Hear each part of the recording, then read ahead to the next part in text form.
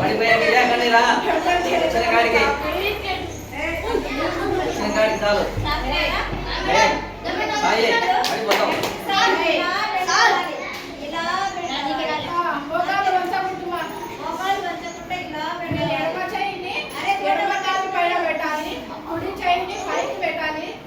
కుడి చేయిని చక్కగా పైకి పెట్టి ఎడమ చేయిని ఎడమ కాలు పైన పెట్టాలా.